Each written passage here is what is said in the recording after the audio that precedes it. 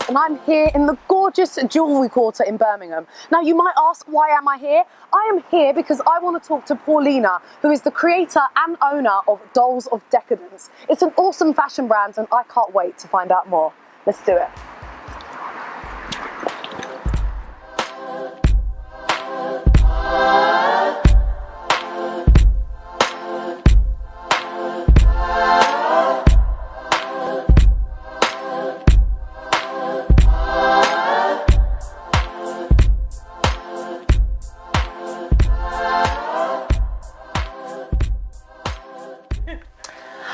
Right, Paulinah, so we are sitting here in your brand new refurbished studio. It looks absolutely amazing and you've been designing for 7 years now. Yeah. That's a long time. And can you tell me about your journey so far? It's been up and down, highs and lows, as I'm sure it is with anyone who's running a fashion line or any kind of business. But it's also been interesting, and I like where I am now with the brand, so it's kind of like evolved and changed from what it started as. Yeah. So it's now it's like a grown-up version of what I started as. And have you always wanted to be a fashion designer? No, not always. I wanted to be an actress actually once a very long time ago.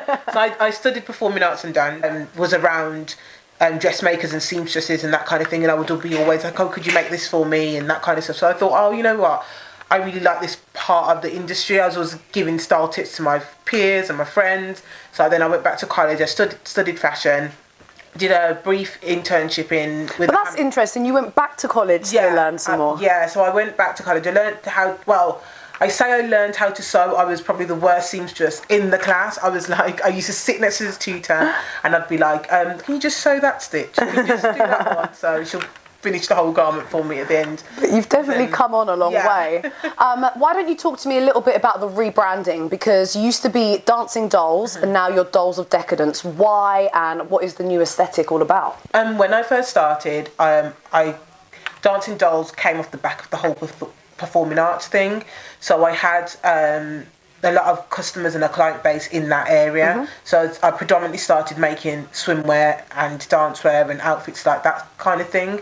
But as the line kind of progressed, it just became apparent that I kind of needed to move direction. It just didn't work as Dancing Dolls. I was always having to explain the story of why I'd chosen that name. And it was never an intention to have Dancing Dolls as the main brand. It was going to be like a sideline brand, and then I was going to launch like a main brand, but that never happened. Yeah. So then I kind of like had to make it work in terms of what I'd already established so that people understood with the transition. Yeah. So I couldn't like just be like, oh, I scrapped Dancing Dolls, I'm gonna have another brand. I kind of like made it evolve and become Dolls of Decadence. I kept the dolls. Yeah. And then I think the best brands do that. They evolve, they go through change, they respond to their market as well, which is clearly what you've done. Yeah. But how is the aesthetic of Dolls of Decadence different to, say, Dancing Dolls?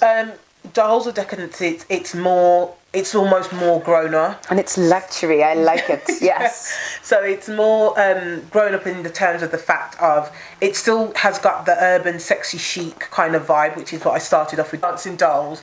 But now I do a lot more evening wear. I've started bridal, I do prom wear, whereas under Dancing Dolls, it was a lot just mainly party dresses and swimwear. Yeah. So it's just got that element of grown-upness in it. Who is the Dolls of Decadence customer? Who are you designing for? I know they say in fashion you should never design for yourself, but ultimately she's me. No, she's kind of between 18 to 35. I'd say probably even going on to 40, especially now that I'm doing bridal and other aspects of the line. She's confident in the way she dresses. She likes to be noticed. She likes to be seen with a fabulous outfit. She's got like the kind of, I think when you look at the word decadence, it's kind of like that excessive indulgence. So that's the idea. I've got like I always have like dramatic sleeves, always sequins, bold. Oh, I love sequins. Ensembles, so they're my best friends. Yes, so. Just more sequins the better. And then how about your design process? How does it work for you? Do you think of something in your head and take it straight to making it, or do you start sketching? How's it work for you? I generally kind of tend to start with fabrics. So if I see a fabric that I really like, I'll probably buy the fabric, and then from there I'll be like, okay, what would I design with this? What does this kind of like inspire me of, and that kind of thing. So that's the main starting point. And then the other thing that I now, especially now with the economical climate, I have to think of how affordable it is to other people, because my target market, they're not necessarily going to want to spend like £500-600 on a dress, but they will still want to spend enough. So I've just got to balance it out. Where do you place yourself in the market? Middle, like high-end high street. So it's just above. It's more than you would probably pay in the high street store, but it's not like a luxury brand where you. But in the high street, everybody has that, darling. Yeah. So you've got to be special. Exactly. So just above the medium market. Yeah. And what about the challenges?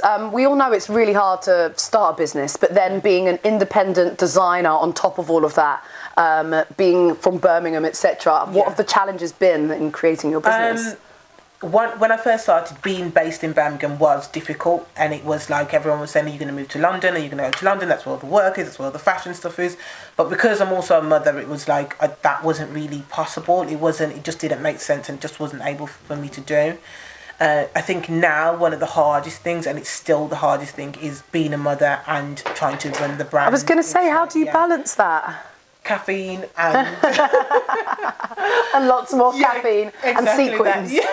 So it's just trying to kind of juggle it, and sometimes there is like the guilt that you feel. You're like, oh I'm not doing enough at home, I'm just concentrating on my business too much. And because it's still at a point where I'm not big enough to have like a whole entourage of staff working, it's like I'm heavily involved in the process of it all, so that's difficult to manage. But I bet you're making your son really proud indeed. I hope so. He does say sometimes, oh, Mum, I'm really proud of. He'll say to me, oh, when are you going to dress Little Mix? Because that's one of the things he keeps thinking. That is a good goal. I like that. Yeah, and I could see Little Mix in this as well. So that is the goal. So yeah, Little Mix. You heard it here. So what is Dolls of Decadence doing next? What's coming up? Are you working on certain projects?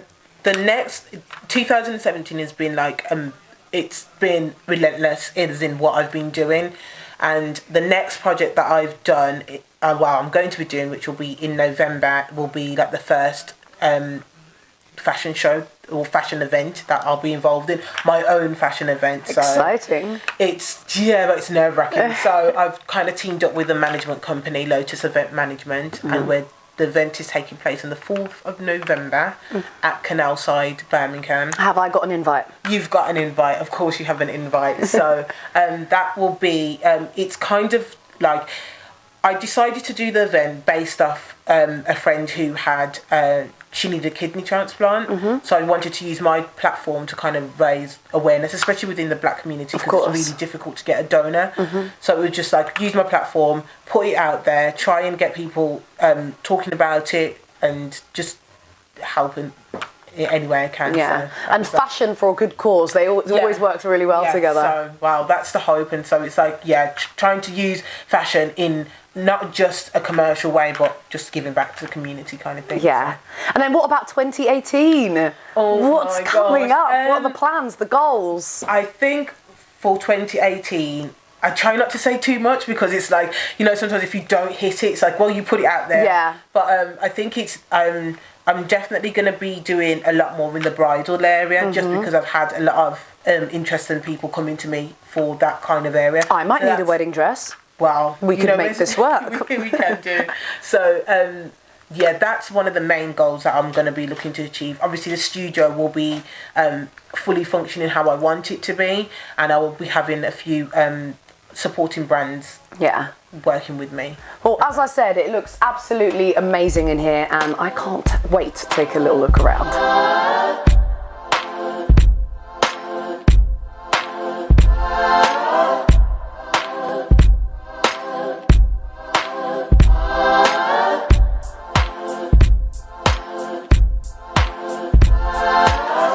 So I'm really excited to take a little look at what's going on over on this rail. Let's go.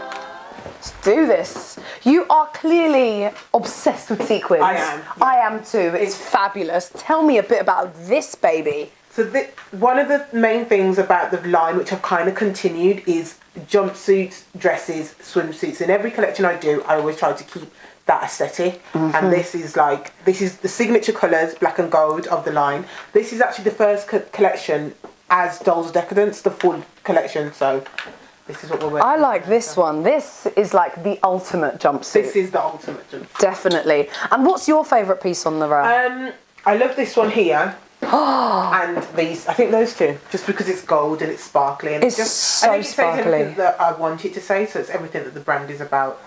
You know what? Thank you so much, Paulinah, for giving me a little insight into the Dolls of Decadence brand. Thank you. I think you're going to have a bright future. I mean, I'm going to take this whole rail with me.